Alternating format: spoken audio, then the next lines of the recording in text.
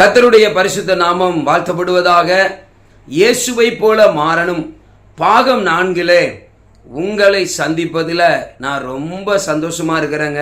ஏற்கனவே 3 பாகங்களை நாம் வெளியிட்டிருக்கிறோம். ஆமாங்க, நீங்களும் நானும் அவரை போல மாற வேண்டும்.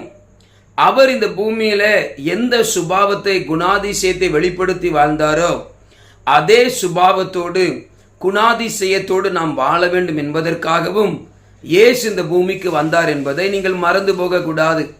அதனாலதான் இயேசு தம்முடைய சீஷர்களை அழைக்கும் போது ஒரு வார்த்தை சொல்லுவார், என்னை பின்பற்றுங்கள் என்று சொல்லி. ஆமாங்க, அதனுடைய அர்த்தம் என்னவென்றால், ஒரு மனிதன் இயேசுவை பின்பற்றும் போது அவர் இந்த பூமியில வெளிப்படுத்தின குணாதிசயங்கள் அவனுக்குள்ள வர ஆரம்பிக்கும். அந்த சுபாவங்கள் அவனுக்குள்ள வர ஆரம்பித்து விட்டால் நிச்சயம் மரணத்திற்கு பிறகு பரலோக ராஜ்யத்தை அவன் பெற்றுக்கொள்ள முடியும். அதற்காக தான் இயேசு இந்த பூமிக்கு வந்தார். சரி, இந்த 4வது பாகத்திலையும் இயேசுவுடைய அழகான ஒரு திவ்ய சுபாவத்தை குணாதிசயத்தை நாம் படித்து, இந்த சுபாவம் நமக்குள்ள இருக்கிறதா, இல்லை என்றால் ஆண்டவரை இந்த சுபாவத்தை எனக்கு தாரும் என்று நீங்கள் கேட்கும்போது ஆண்டவர் அந்த குணாதிசயத்தை உங்களுக்கு தருவார். அந்த குணாதிசயம் உங்களுக்குள்ளே வரும்போது நீங்கள் சகலத்தையும் ஜெயித்து வாழ முடியும். ஆமென். வாசிக்கலாமா? எபிரேயருக்கு எழுதின நிருபம் 12ஆம் அதிகாரம் ஒரு 2 வசனத்தை வாசிக்கிறேன். 2ஆம் வசனம் 3ஆம் வசனம். அவர் தமக்கு முன் வைத்திருந்த சந்தோஷத்தின் பொருட்டு அவமானத்தை எண்ணாமல் சிலுவையை சகித்து தேவனுடைய சிங்காசனத்தின் வலது பாரிசத்தில் வீற்றிருக்கிறார். ஆகையால் நீங்கள் இளைப்புள்ளவர்களாய் உங்கள் ஆத்துமாக்களில் சோர்ந்து போகாதபடிக்கு தமக்கு விரோதமாய் பாவிகளால் செய்யப்பட்ட இவ்விதமான விபரீதங்களை சகித்த அவரையே நினைத்து கொள்ளுங்கள் என்று வேதம் சொல்லுகிறது. ஆமாங்க, இயேசு சிலுவையை சுமந்து ஜெயிக்க காரணம் அவருக்குள்ள இருந்த ஒரு அழகான சுபாவம், சகிப்பு தன்மை. இந்த சகிப்பு தன்மை என்பது கிறிஸ்தவர்களை கிட்டத்தட்ட நான் நினைக்கிறேன் 95% பீப்புள் ஜனங்களுக்கு இருக்குமான்னு தெரியல. ஏன்னா சகிப்பு தன்மை என்பது ரொம்ப ரொம்ப முக்கியமான ஒரு சுபாவம். அந்த சுபாவம் இருந்தால் மாத்திரமே நாம் எல்லாவற்றையும் ஜெயிக்க முடியும், பொறுமையாய் வாழ முடியுங்க. நான் சொல்லும்போது உங்களுக்கு நன்றாக புரியும்.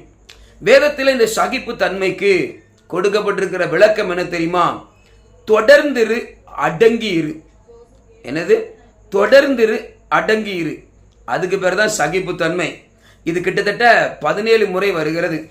உலகத்திலே இதை எப்படி சொல்லுகிறார்கள் என்றால், நமக்கு பிடிக்காத ஒரு செயலை செய்யும் ஒரு நபரையோ ஒரு பொருளையோ நம்ம ஏற்றுக்கொள்வது, நமக்கு அது பிடிக்காது, அவங்க செய்யறது நமக்கு பிடிக்காது, ஆனா அதை நம்ம சந்தோஷமா ஏற்றுக்கொள்றோம். அதுக்கு பேர் தான் சகிப்பு தன்மை. இப்ப நிறைய பேருக்கு புரியும், ஆமா பிரதர், இந்த சுபாவம் எனக்குள்ள இல்லை என்று சொல்லி. நீங்க கொஞ்சம் யோசித்து பாருங்கள். சிலுவை என்பது பயங்கரமான வேதனையான ஒரு போராட்டமான கஷ்டமான பாடுள்ள ஒரு மரணம். இயேசு கெத்செமனே தோட்டத்தில் அதனாலதான் ஜெபிக்கிறார், பிதாவே உமக்கு சித்தமானால் இதை நான் ஏற்றுக்கொள்ளுகிறேன் என்று சொல்லி. ஏன்னா அவ்வளவு ஒரு பயங்கரமான சோதனைக்குள்ள இயேசு போக போகிறார். ஆனால் அது பிதாவின் சித்தம் என்பதினாலே அதை சகித்தார். இப்ப புரியுதா?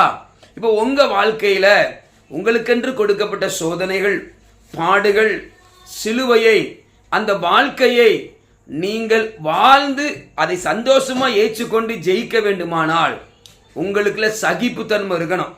அந்த சகிப்புத்தன்மை வந்துட்டுனா அதுல தொடர்ந்து இருப்பீங்க.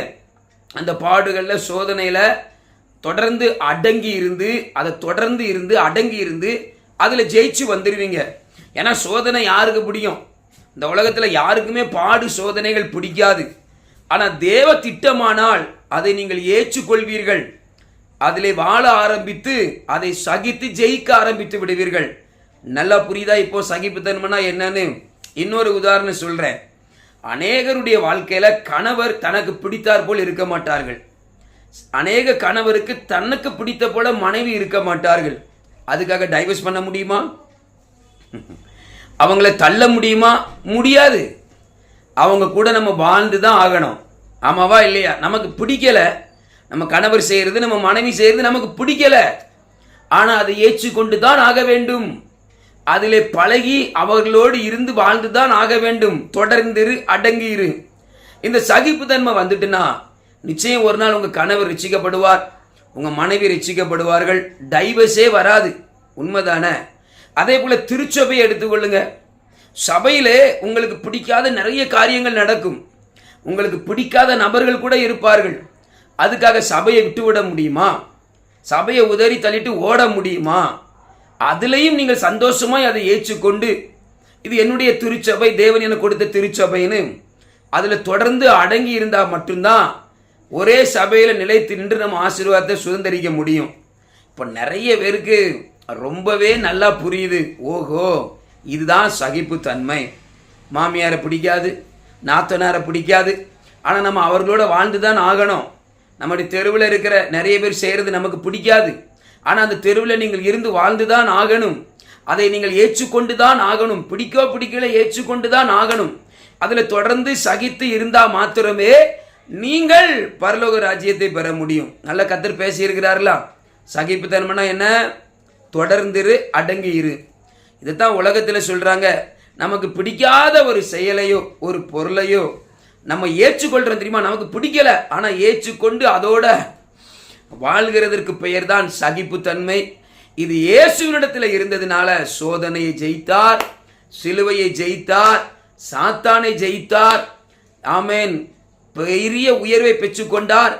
பிதாவினுடைய வலது பார்சத்தில் போய் உட்கார்ந்தார். இன்னைக்கு நமக்கு அவர் பிதாவா இருக்கிறார். நாம் அந்த ராஜ்யத்துக்கு போக முடியும். இது எல்லாத்துக்கும் காரணம் ஒருவருடைய சகிப்புத்தன்மை. அந்த பாடுகளை அவர் சந்தோஷமா ஏற்றுக்கொண்டார். என்ன கேட்கிற கர்த்தருடைய பிள்ளைகளே, நீங்களும் இந்த சகிப்பு தன்மையை பெற்றுக்கொள்ளுங்க. இயேசுவை போல வாழ்ந்து ஜெயிக்க முடியும். மகிமை இயேசுவுக்கே. ஆமென்.